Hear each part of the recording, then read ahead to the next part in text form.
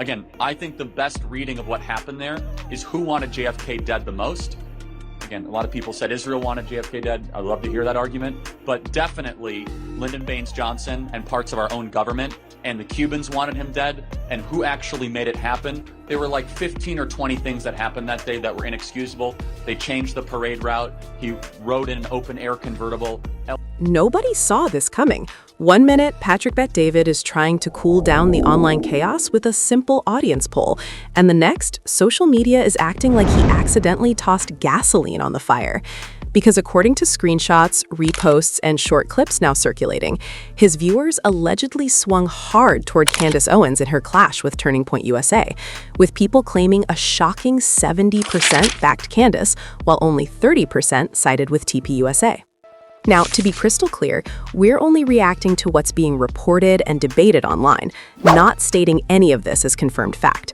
But fans are shocked. Emotions ran high in the comments, and the vibe instantly shifted from just another internet argument to, wait, why are people panicking? Some supporters insist Patrick was simply trying to measure public opinion and move on. Others claim the poll results hit a nerve, exposing a deeper split that nobody wanted to admit out loud. And that's where the whispers get darker. If it's all harmless noise, why do so many people say the response behind the scenes feels coordinated, tense, and strangely urgent? Stay with me, because what viewers think happened next is where this story gets messy. The moment that poll screenshot started making its rounds, the mood online flipped like a switch. You could almost feel it in the comment sections, like a crowd turning its head at the exact same time. Now, to be clear, we are talking about what people are saying is being posted and shared, not what anyone can prove beyond doubt. But when it went by the Texas School Book Depository, a lot there, right? And then again, I think that all of us are smarter to believe that it was simply Lee Harvey Oswald. The more important question is not, oh, who did it? We have to first acknowledge it that more than one person did it. Once we acknowledge that more than one person did it, then we can expose our government to have lied to us about the JFK assassination, which then I think will sober a lot of us. It's like, so y'all finally see it, and this is why they're mad, and now they can't pretend it's just a few haters. Others were more cautious, saying screenshots can be edited and let's not run with unverified stuff. But even the cautious ones sounded tense because the conversations were no longer about opinions. They were about power, about who controls the narrative, about who gets protected when a movement starts cracking in public. And that is where the drama turns from online debate into full-blown reality show meltdown, because the loudest claim floating around is that the poll supposedly backfired, not because it was posted, but because of how people reacted after it spread. Fans say it triggered a chain reaction, creators making reaction videos, supporters arguing in spaces that used to be on the same side, and longtime followers suddenly accusing each other of being controlled, paid, or too scared to say what they really think. One comment that kept getting reposted said, "They don't hate her, they hate that she won't be managed." And that one line set off a wave of quote tweets like a match to dry paper. Then came the whispers about behind-the-scenes pressure. Again, none of this is confirmed, but the story online is that certain figures connected to Turning Point USA were not happy about how the pool was being interpreted. Not the pool itself, but the way people were using it as a weapon. And fans swear they could see the shift in real time. Accounts that usually stay friendly suddenly turned cold. Replies started getting clipped, and the tone went from "let's talk" to "stop spreading this." When people sense panic, they pay attention, and the fans were shocked at how fast the energy changed. One creator posted a dramatic recap and claimed a source told them there was a private group chat that lit up right after the poll screenshot went viral. The creator didn't name names, but they painted a scene that sounded straight out of a Backstage episode. They claimed someone in that chat wrote, "We need to shut this down before..." I learned during COVID. I learned when they told us that it came from a bat in the Himalayas. I learned when they told us the vaccine was safe and effective. I learned when they told us that ivermectin was horse paste, that you better keep asking questions because it's the only thing that keeps us free. Thank you so much. Fans split into two camps, and both sides sounded emotional. Camp 1 said Patrick was being fair, giving people a voice. Camp 2 said he knew exactly what he was doing, and he posted the poll because he wanted to force a conversation others were avoiding. One viewer wrote, "He's tired of being told what he can't ask." Another snapped back, "Or he's cashing in on drama."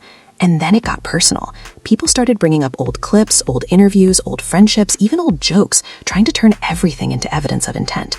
When a fan base goes detective mode, it becomes a storm that feeds itself. In the middle of that storm, Candace's supporters were celebrating like they just won a season finale. You could see it in the language. She stood alone and still got backed. They tried to bury her and she's still standing. Say what you want, but the people are with her. And on the other side, critics were acting like the poll was a trap that viewers walked into. They were saying, this is how movements get divided, and this is why you don't let one voice pull attention away from the mission.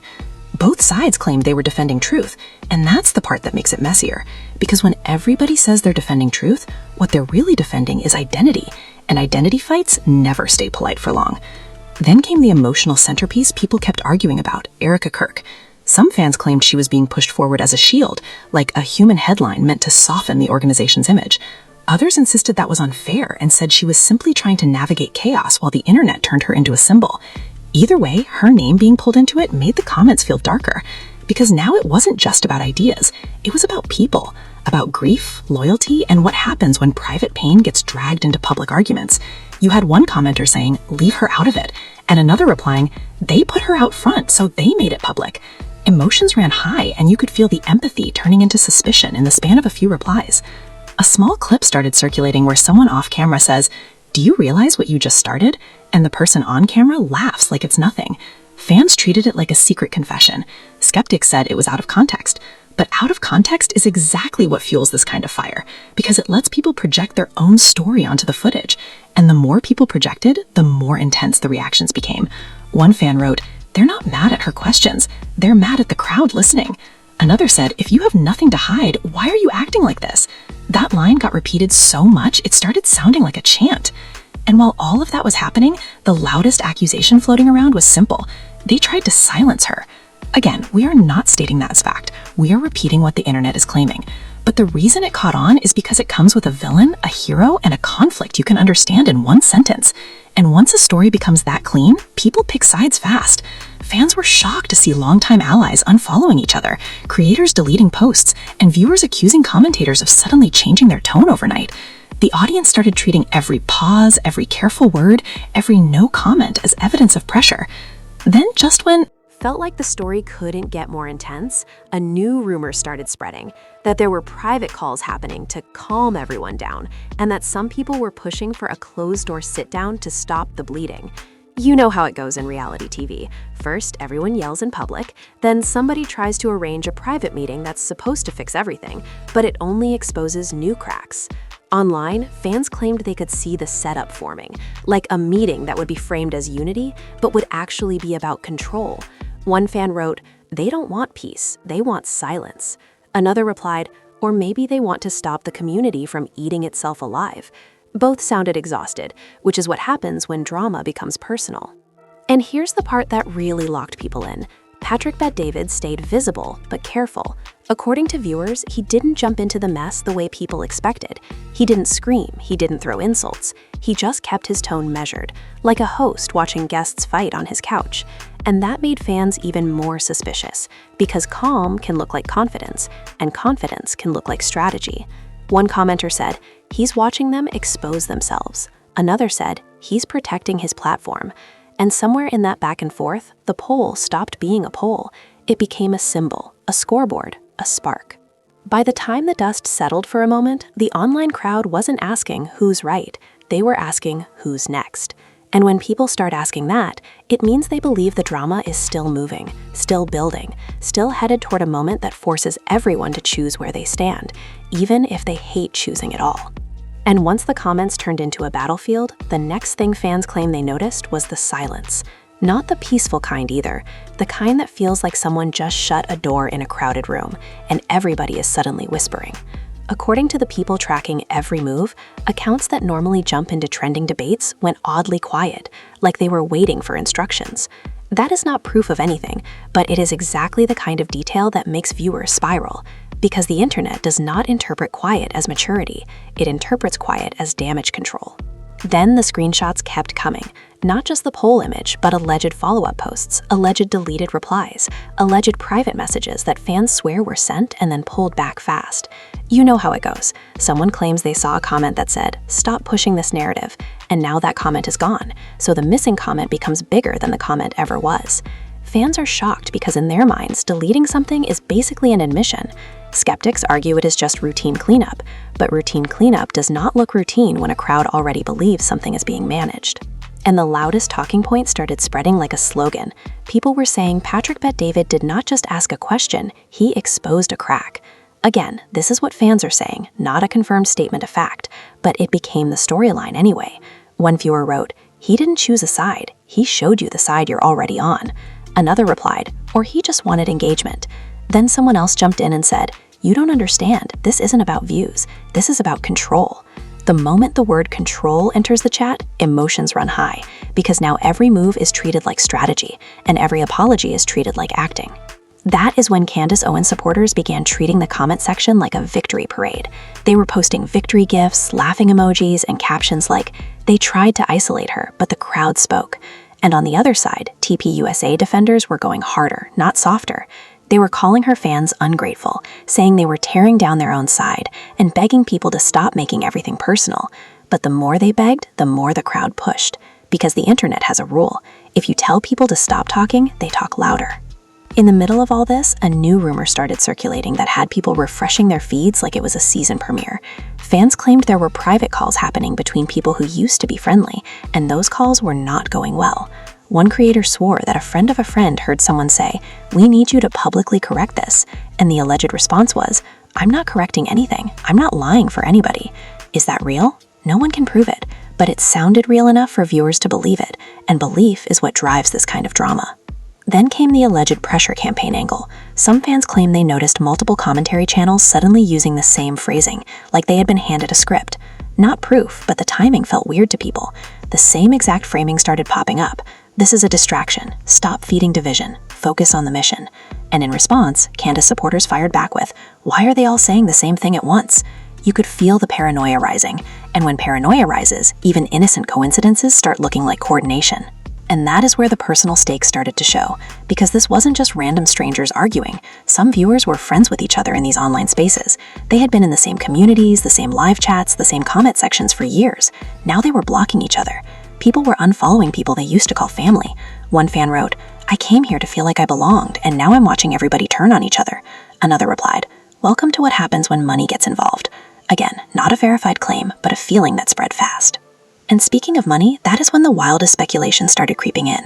Some posts began hinting that donations, sponsorships, and brand relationships were the real reason the temperature changed.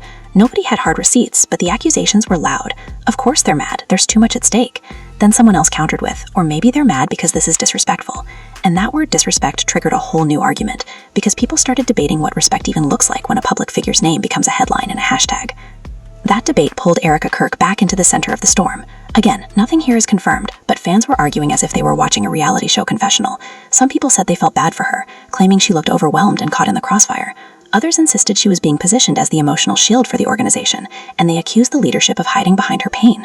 Those are serious interpretations, and they remain interpretations, but the internet ran with them anyway. In one heated thread, a supporter wrote, "Stop dragging her, she didn't ask for this." And another person replied, "Then why is she being put in front of it?" The replies went on for hundreds of comments, and you could practically hear the room splitting in half. Around that time, fans started claiming they noticed something else, a shift in tone from Patrick Bet-David's side. Not a direct attack, not a loud statement, but little signals. A pause here, a careful phrase there, a let's see what happens kind of energy. And that careful energy made people feel like something big was brewing. Because in internet drama, the calmest person in the room is either the smartest person in the room or the person who already knows what is about to drop. Then a clip began circulating of Candace speaking in a way that fans called her line in the sand moment. Supporters said she sounded done playing nice. Critics said she was stirring the pot. Either way, people watched, and when people Watch, creators follow. Reaction videos multiplied. Live stream chats turned into group therapy sessions. "I'm confused," one viewer typed. "I feel like I'm being told what to think," typed another. And then somebody else wrote, "You're not confused, you're waking up." That is the kind of line that turns a debate into a movement, at least in the eyes of the audience. And then, just when it felt like the drama could not possibly get more intense, the internet started whispering about a private meeting. Fans claimed there was a push happening behind closed doors to get everyone in the same room, to stop the bleeding, to end the spectacle. Some framed it as a peace attempt, others framed it as a pressure tactic. One person wrote, "They're trying to pull her aside so she stops talking." Another replied, "Or they're trying to resolve it like adults." And right there is the real divide. One side sees control, the other sees conflict resolution. What made it even messier was how people started interpreting every delay, every schedule change, every "we'll address it later" as proof that the meeting rumor was real. If someone posted a vague tweet, it became a clue. If someone went live and avoided the topic, it became a signal. If someone posted a motivational quote, it became a distraction tactic. That is how these storms work. The audience becomes the writer's room, connecting dots whether the dots are meant to connect or not. And as the hours passed, the conversation shifted from the poll to the consequences. Fans stopped asking, "Did the poll happen like that?" and started asking, "Why does it feel like everyone is suddenly choosing sides?" Because that is what it felt like, a slow, tense separation, like people were being forced to decide who they trust more, even if they hate the idea of picking it all. And while nobody had a clean answer, one thing became obvious in the comments. People were not going to forget this overnight, especially not while the whispers about that private sit-down kept getting louder and more specific. The private sit-down rumor was the kind of thing that turns a noisy timeline into a full-on obsession. Once people started saying they're meeting behind closed doors, the whole story stopped feeling like a messy comment section and started feeling like a scene that was being staged. Not staged as in fake, but staged as in carefully controlled, where every person walks in knowing what they can and can't say. And again, this is all based on what's being shared and speculated online, not confirmed details. Fans began replaying everything with a different lens. The poll screenshot was no longer the headline. The headline became the reaction to the poll. Why did so many people suddenly sound cautious? Why did certain creators start speaking in softer, safer language? Why did the same unity phrases show up from different corners at the same time? None of that is proof of coordination, but to a suspicious audience, it looks like a pattern. And once the word pattern gets attached to a controversy, people start hunting for the next piece like it's a cliffhanger. The most intense theories were not even about numbers, they were about pride. Viewers claimed this wasn't just Candace versus TPUSA, it was the idea of one voice refusing to be managed. Supporters argued that the moment she stopped following the script everyone expected, she became a problem that needed fixing. Critics insisted she was turning disagreement into spectacle. Both sides sounded convinced they were protecting something bigger than a personality, and that's why emotions ran high, because when people think a cause is on the line, every argument becomes personal. Then the internet started treating Patrick Bet-David like a referee who accidentally became a player. Some fans said he looked irritated, like he didn't expect the backlash to grow teeth. Others said he looked calm, like a guy who already knew the room was split and wanted it exposed. And the wild thing is that both interpretations can exist at the same time, because online audiences don't just watch what you say, they watch what you don't say. They watch pauses, tone, timing, even the way someone changes subjects.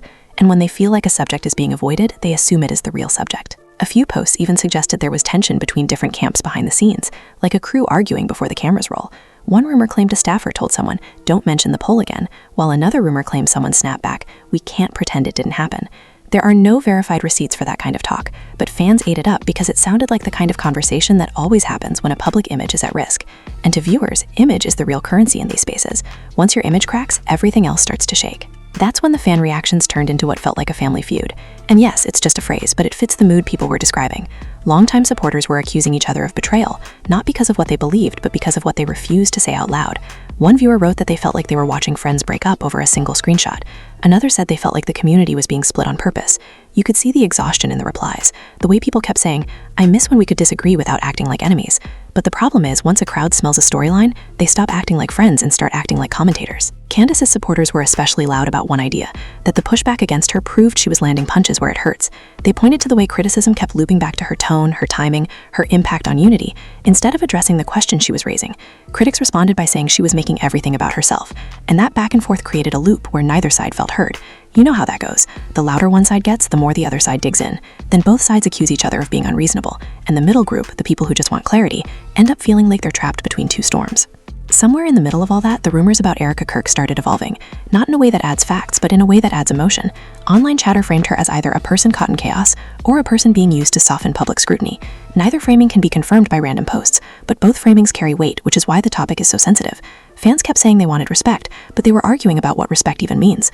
Is respect silent? Is it asking questions carefully? Is it demanding transparency? The comment sections look like therapy sessions mixed with courtroom arguments. And then came the so-called peace talk narrative. People claimed a private meeting was being pushed to fix the public damage. Some fans imagined a calm sit-down where everyone clears the air, like a reunion episode where the host begs them to hug it out. Other fans imagined something colder, like a negotiation where one side tries to set terms and the other side refuses.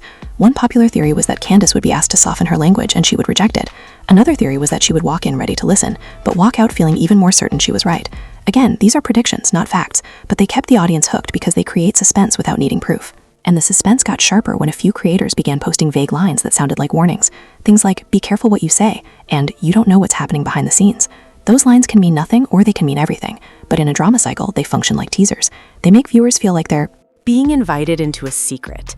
And once an audience thinks there's a secret, they become relentless. They start asking for screenshots, clips, timestamps, anything that feels like a key to the locked door. One of the biggest twists fans kept talking about was the idea that the poll became bigger than Patrick intended because it gave people permission to say what they were already thinking. Viewers claimed they had been biting their tongues for months, watching personalities defend each other publicly while privately feeling uneasy. Then a single poll, real or misrepresented, made them feel like they weren't alone. That's why the reactions were so intense. It wasn't only about Candace or TPUSA, it was about the crowd realizing it has power when it moves together. And that's also why the so-called cleanup efforts, whether real or imagined, started backfiring in the court of public opinion. People kept saying, the harder they push for silence, the louder we get. They treated every careful statement as a press release, every delay as a tactic, every vague post as a distraction. Is that fair? Not always. But fairness is not what drives viral drama. Momentum drives it. And the momentum at this point was running on suspicion, emotion, and the feeling that something was being managed rather than explained. By the end of this phase of the story, the community felt divided in a way that didn't look temporary. It looked like a crack that would stay visible even if everyone tried to paint over it. Fans were shocked, not only by the alleged poll split, but by how fast people they used to trust started sounding like strangers.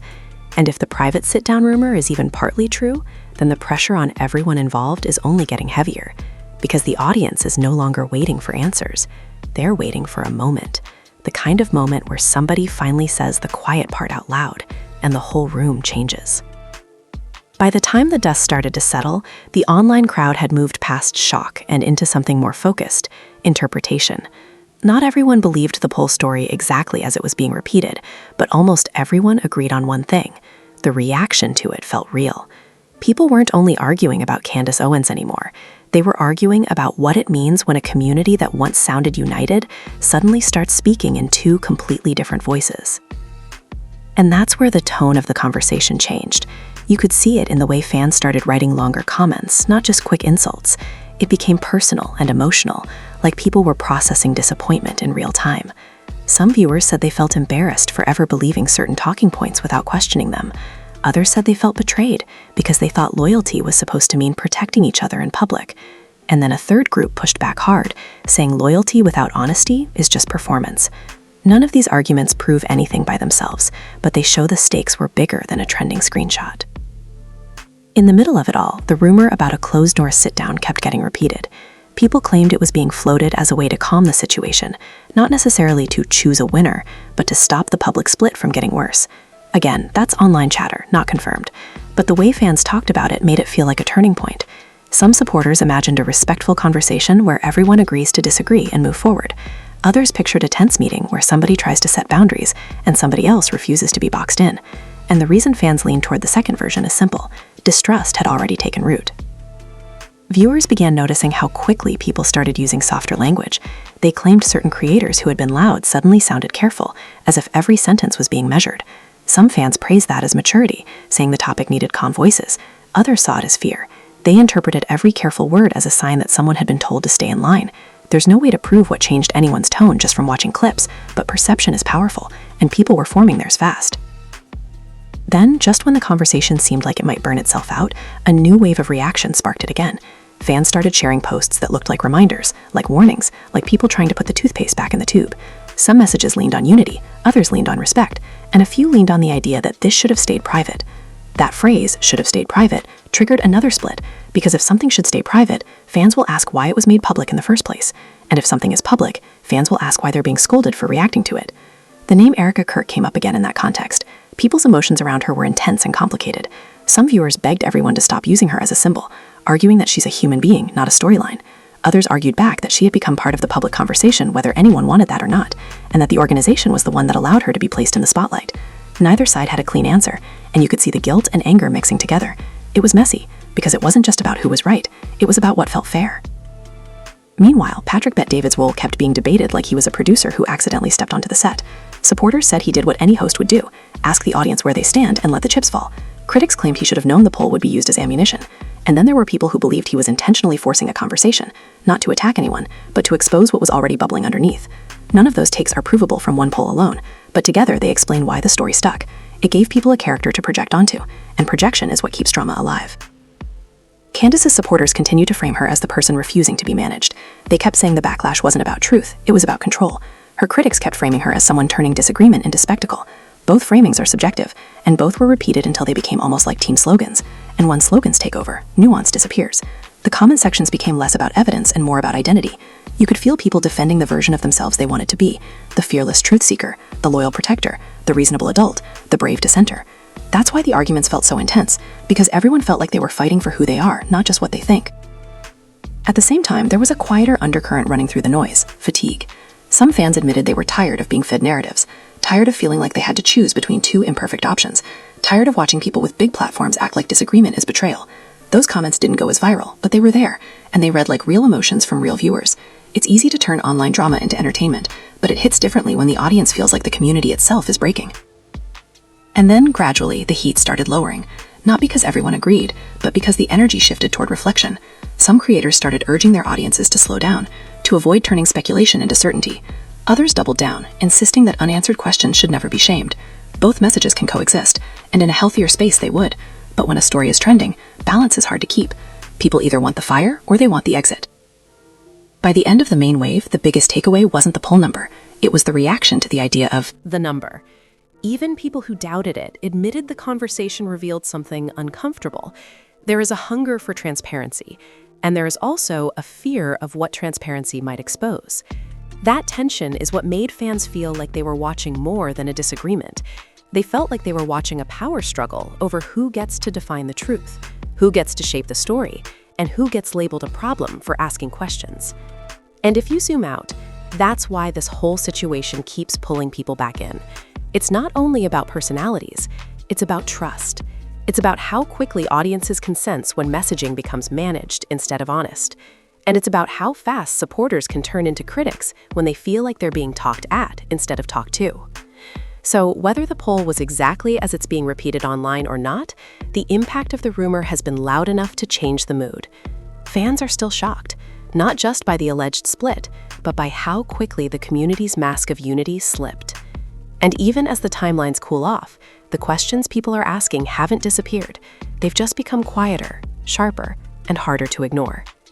And that's where we're going to leave it for now, because the biggest thing to remember is this: we're not presenting any of these claims as confirmed facts. We're reacting to what's being shared online, what viewers say they saw, and why the conversation has exploded the way it has. The poll screenshots, the alleged split, the rumors about private calls and closed-door talks, all of it lives in the world of online reporting, reposts, and people connecting dots in real time. And as you've seen, once a story like this starts moving, it doesn't even need official statements to keep growing. It grows on reactions, it grows on silence, and it grows on the feeling that something bigger is happening under the surface. Right now, fans are still divided, and that division is the real headline. Some people believe the backlash proves Candace is saying things others are too scared to say. Others believe the entire situation is turning into a distraction that could damage relationships and trust inside the community. And then there are viewers stuck in the middle, asking the simplest question of all: if everything is fine, why does the response look so tense? Why do so many people feel like certain voices are being nudged to stay quiet, while others are being framed as the problem? Nobody has a clean answer, and that's exactly why this story keeps pulling people back in. But now it's your turn. Do you think this is just normal internet drama getting blown out of proportion? Or do you think the reaction says something deeper about loyalty, power, and who gets to control the narrative? Do you believe the poll chatter is being used as a weapon? Or do you think it revealed what people were already feeling? And what do you make of the rumors about private meetings and behind-the-scenes pressure? Is that a real attempt to calm things down? Or does it look like damage control to protect reputations? Drop your opinion in the comments because I'm reading them all, and I want to know exactly where you stand. If you want more breakdowns like this, hit the like button so the algorithm knows you're here for the real talk. Subscribe to the channel and turn on notifications, because if any new clips, screenshots, or public responses pop up, you already know we're going to cover it fast and keep it strictly commentary. And share this video with a friend who's been following this story, because I guarantee they've got a take too.